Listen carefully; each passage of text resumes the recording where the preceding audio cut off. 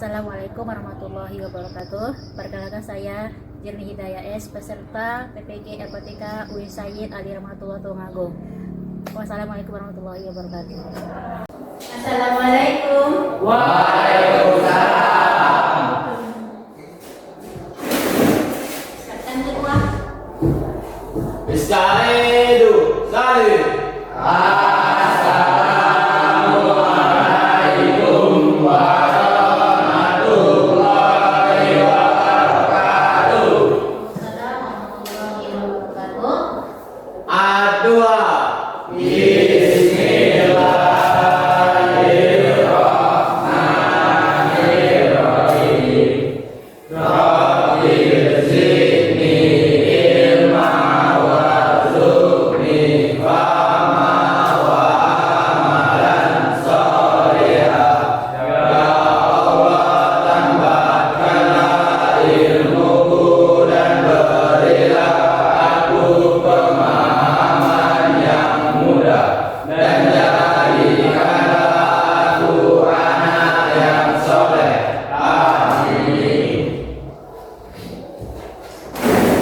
Apa kabar semuanya?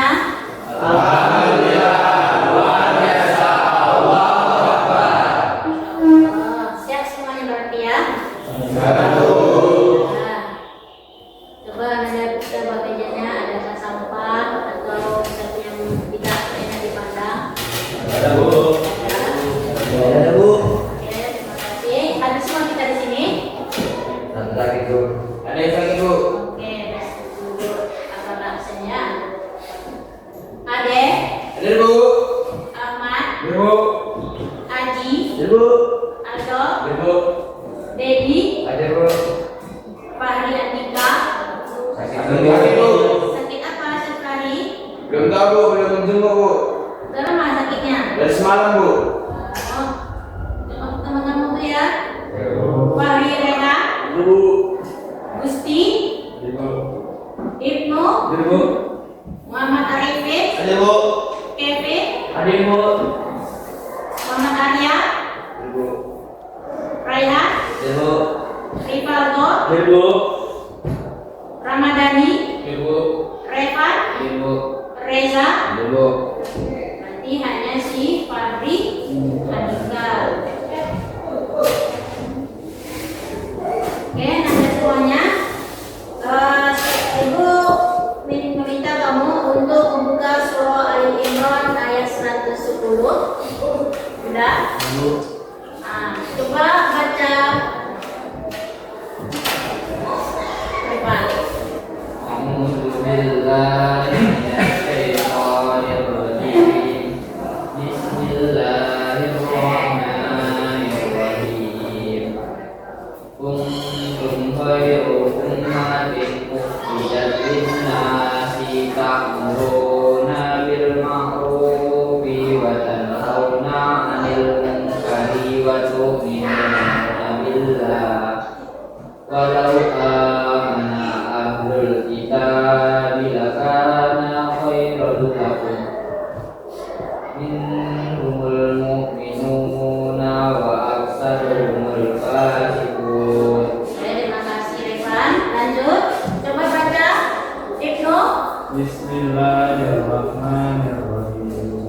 Kuntum khairu ummatin ukhrijat lin-nasi ta'muruna bil ma'rufi wa tanhauna 'anil munkari wa tu'minuna billah. Walau amana ahlul kitabi lakana khairan lahum minhumul mu'minuna wa aktsaruhumul fasiqun. Terima kasih Ibnu. Lanjut. Baca ya.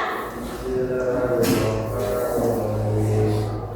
Kuntum khairu ummatin ukhrijat lin-nasi ta'muruna bil ma'rufi wa tanhauna 'anil munkari wa tu'minuna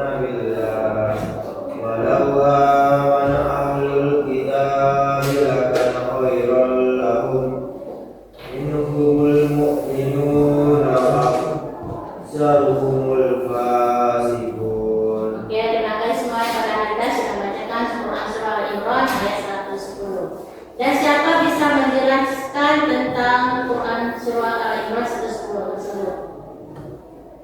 Ayo, angkat tangan siapa bisa? Saya Bu. Nah, oke Bin. Yang artinya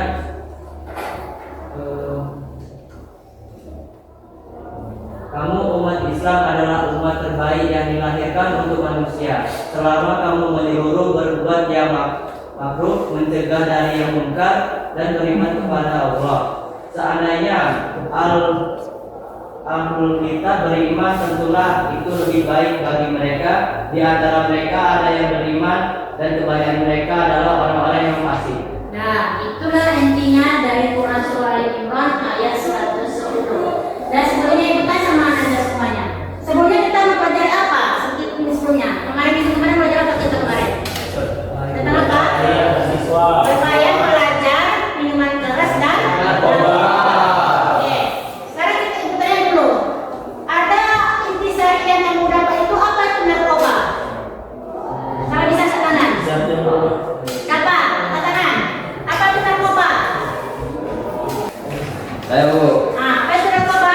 Narkoba adalah singkatan dari narkotika, psikotropika, dan bahan adiktif lainnya. Nah, Narkoba merupakan zat atau obat yang dapat mempengaruhi pencautan dan sistem saraf, sehingga jika disalahgunakan bisa menimbulkan ketergantungan, kecanduan, serta merusak kesehatan fisik maupun mental. oke, itulah akibatnya kalau kita menggunakan narkoba itu secara bebas. Nah, intinya gitu. Jadi apa kalau kita kaitkan dengan ini materi kita hari ini mengenai apa?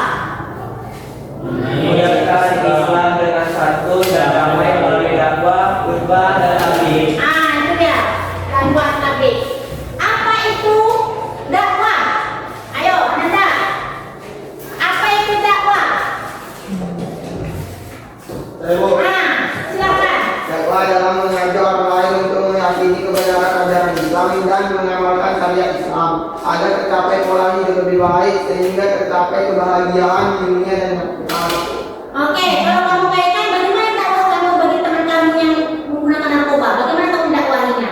Mengajak dia meninggalkan narkoba itu, Bu. Ah, bagus. Mantap sekali. Nah, itu dakwah ya.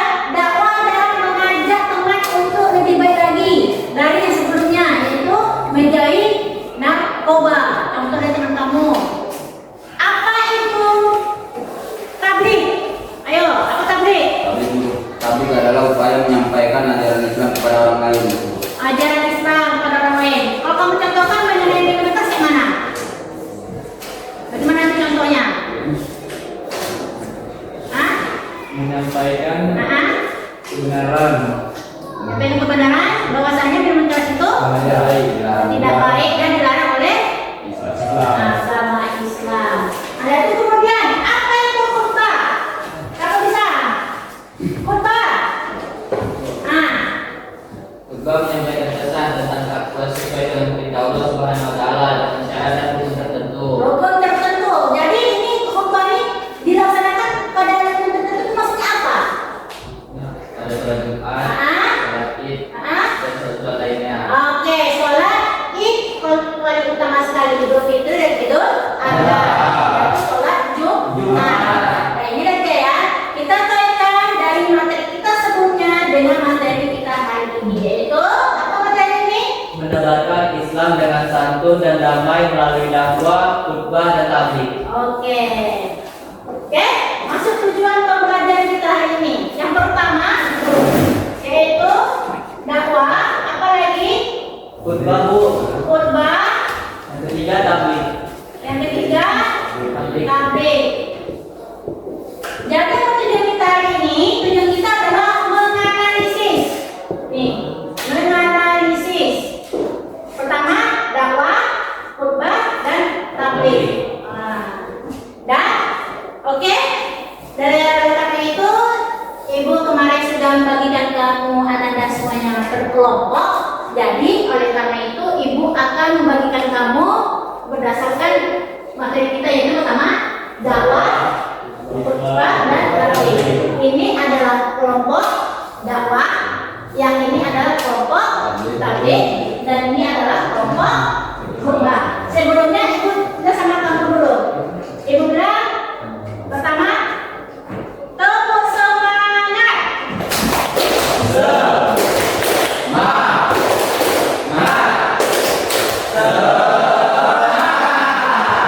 Sektor 2 mandal. Bisa. Sektor 2 mandal. Hebat. Sektor 2 mandal. Luar biasa. Nah, sekarang tugas Anda ini ibu akan membagikan tugas kamu, yaitu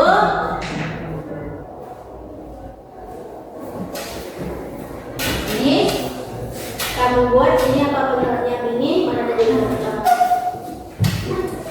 Ini kamu cari yang ini, ya. Bisa kelompok 3.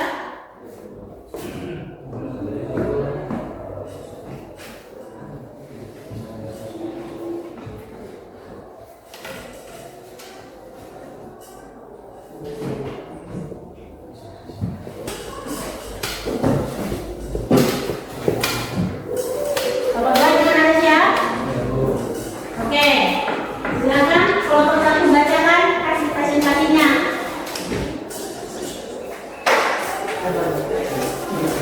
Kevin, bacakan Kevin, kamu ketuanya.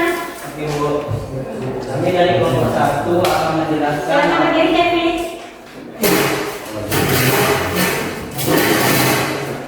Kami dari kelompok 1 akan menjelaskan apa itu dakwah. Yang pertama, dakwah adalah dibutuhkan beberapa etika yang menjadi prinsip-prinsip bagi juru dakwah agar dapat menghasilkan dakwah yang bersifat responsif. Apabila prinsip tersebut diaplikasikan dengan sungguh-sungguh akan berpengaruh baik bagi matu maupun bagi dai itu sendiri. Dan yang kedua, dalam mencapai tujuan dakwah dibutuhkan integritas penuh antara dai dan matu, dan jika salah satu dari kedua pihak tersebut merusak integritas ini dengan tujuan mencapai keuntungan bukan dengan jalan yang hak, maka sama saja dengan merusak hak tercapai tujuan dakwah. Yang ketiga, dalam berdakwah terkadang diperlukan beberapa ijtihad demi menghadapi persoalan yang berkembang. Untuk itu seorang dai harus mencurahkan seluruh potensi pikiran, perasaan, dan waktunya.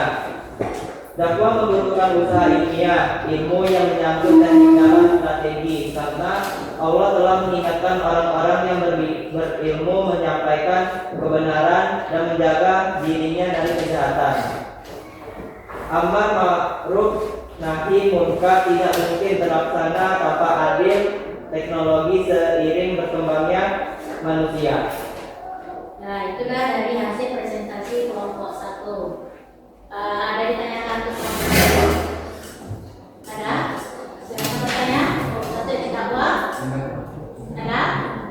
Saya Bu. Nah, ya, ketua, catat nama yang ketua.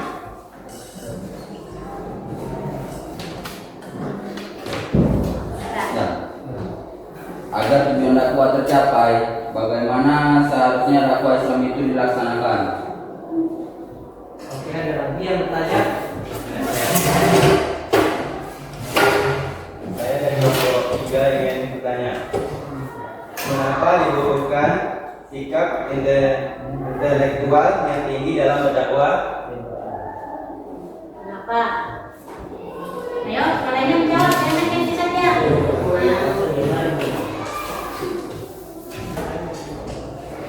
Kami dari kelompok 1 akan menjawab dari pertanyaan kelompok 2.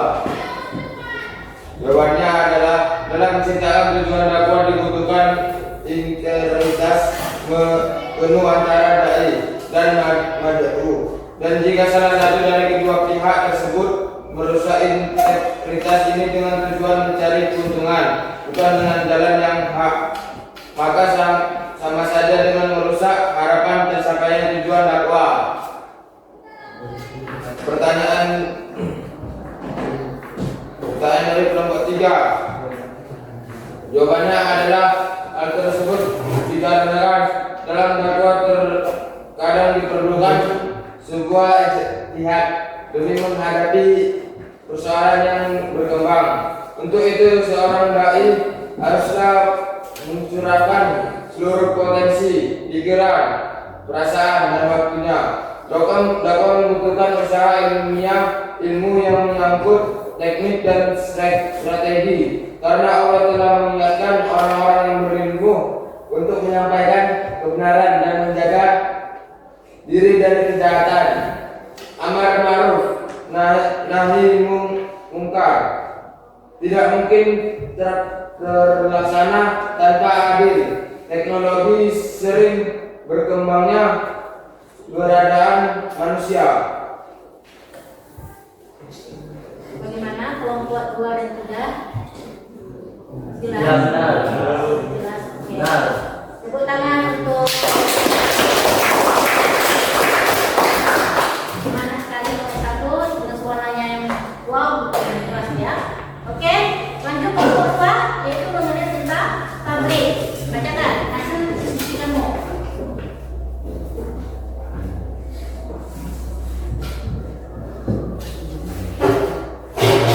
Kami dari kelompok 2 ingin menjelaskan apa itu konten tabligh. Tabligh adalah kegiatan menyampaikan ajaran Islam kepada orang lain, baik melalui perkataan maupun perbuatan, agar ajaran Islam dapat dipahami, diamalkan dan dijadikan pedoman itu. Saya dari kelompok 1 ingin mengasih pertanyaan ke kelompok 2. Tanya nomor 2. Mengapa tabligh memiliki peran penting dalam penyebaran Islam? Ya, terima kasih. Kenapa tablik memiliki peran penting dalam Islam? Kelompok 3. Silakan. Apa yang menjadi tujuan utama dari kegiatan tabligh dalam memajukan kehidupan umat Islam? Jadi apa yang menjadi tujuan utama dari kegiatan tabligh dalam kehidupan umat Islam? Kehidupan umat Islam. Tujuan utamanya apa tadi? Saya itu dari kelompok 2 ini menjawab dari kelompok 1. Melalui tabligh, dakwah Islam mengajarkan ajaran agama Islam berdasarkan Al-Quran dan hadis dapat tersebar secara luas ke berbagai belahan dunia. Dalam arti lain, visi Islam dalam meningkatkan kuantitas dan kualitas umatnya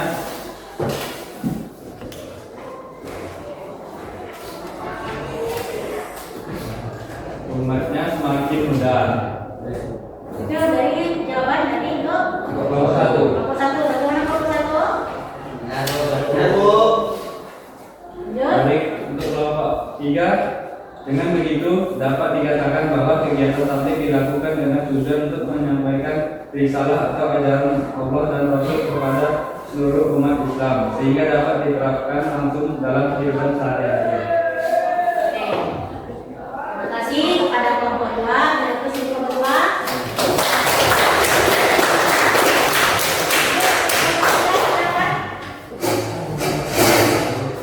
Itu adalah penyampaian tentang agama beribadah niat, pengajaran diarahkan kepada kebaikan yang disertai seperti diadakan jamaah selama pada sholat Jumat, sholat Idul Fitri, bulan Adha. Tujuan juga menyampaikan ajaran Islam, mengingatkan jamaah agar takwa kepada Allah Taala. Ini misalnya Silakan bertanya kelompok 1 semua. Kami dari kelompok 1 ingin bertanya, bagaimana hukumnya jika salah satu rukun kurban tidak terpenuhi? kami dari kelompok 2 ini bertanya, bagaimana hukumnya menegur orang lain untuk diam satu doa?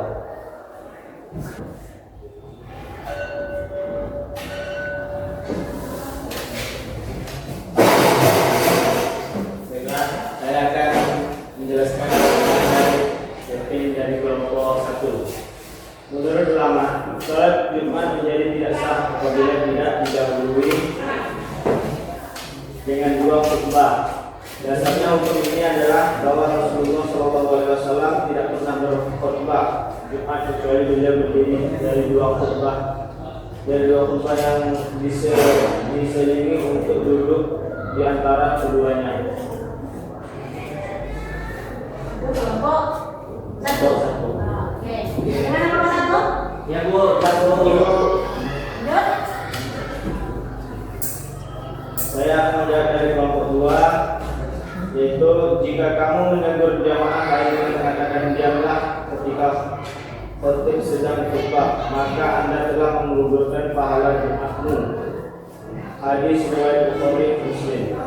Nah, bagaimana kelompok 2? Ya Bu. Oke. Tangan.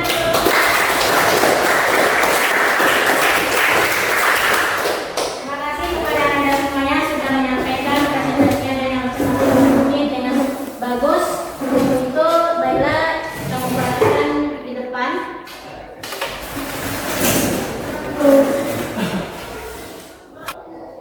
Tadi apa tadi khutbah tadi? Apa tadi khutbah tadi? Ya, apa tadi khutbah tadi?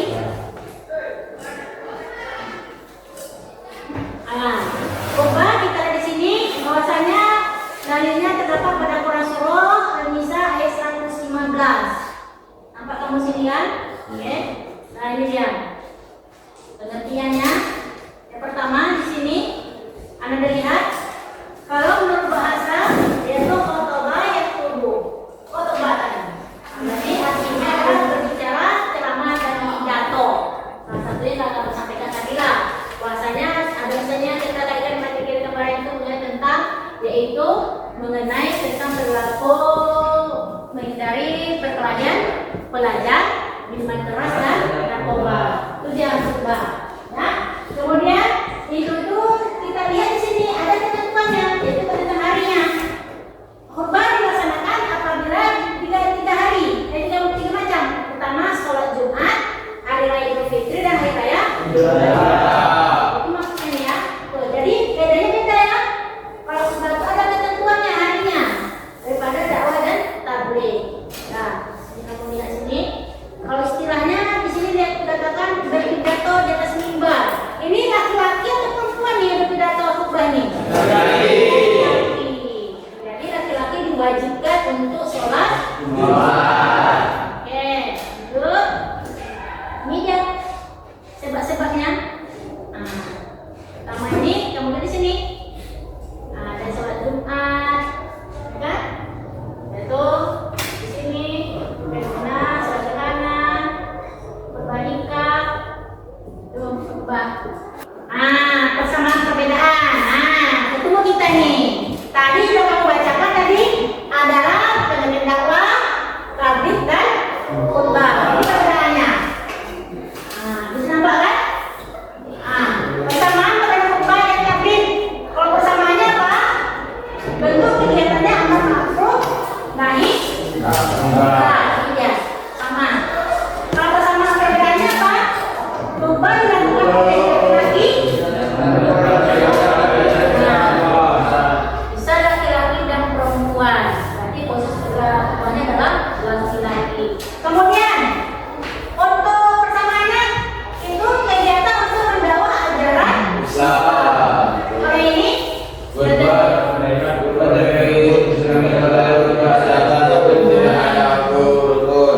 dia kita tahu itu perbedaannya ya. Kemudian sini akan mendapatkan ganjaran atau pahala dari Allah. Kemudian sini tujuan khutbah apa? Mengajak umat Islam meningkatkan ketakwaan kepada Allah Subhanahu wa taala. Sedangkan tabligh mengajak manusia untuk mengikuti jalannya sesuai dengan Allah Subhanahu wa taala. Itu dia salah satunya harus kita pahami ya perbedaan tabligh dan khutbah.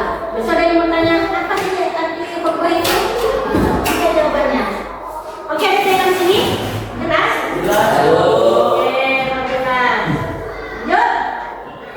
Hikmahnya yang pertama coba baca deh. Baca deh. Sampaikan nilai-nilai kebenaran Islam kepada umat. Disampaikan nilai Islam kepada umat. Oh dia umat itu berapa? Termasuk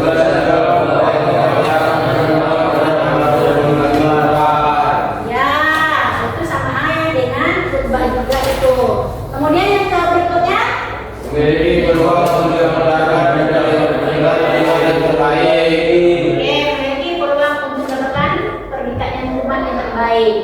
Contohnya ada gelarnya anak soleh. Ayo kurang semangat nampaknya nih. Ayo kita dulu. Tepuk semangat.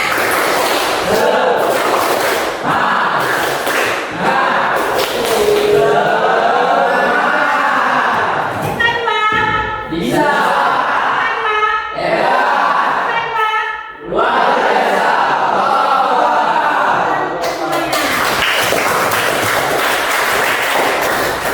Jangan punya. Oke?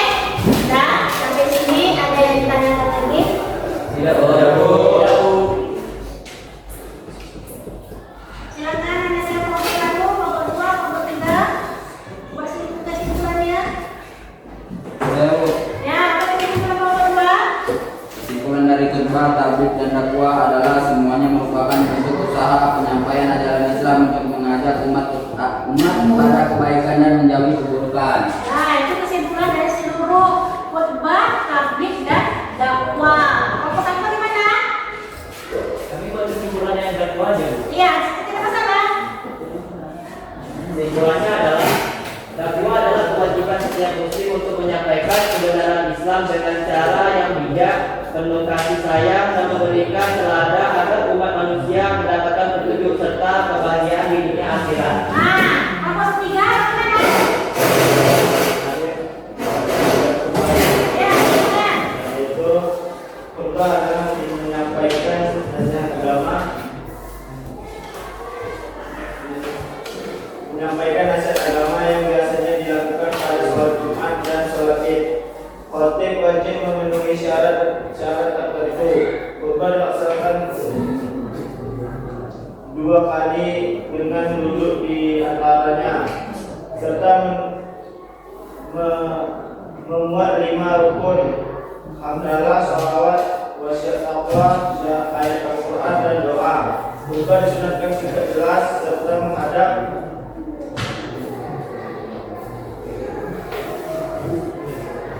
Baik ya? Oke, itu kesimpulan dari dakwah, tabligh dan khutbah. Untuk hari ini kita semuanya sudah mengetahui dari presentasi, yaitu bahwasanya apa itu dakwah, apa itu khutbah, apa itu tabligh. Jadi minggu depan kita akan masuk yaitu tugas Anda besok memproses dakwah, khutbah dan tabligh. Oke. Oleh karena itu, untuk pembahasan pelajaran hari ini, bagaimana perasaan Anda? Bagaimana perasaannya? Senang? Senang bagaimana?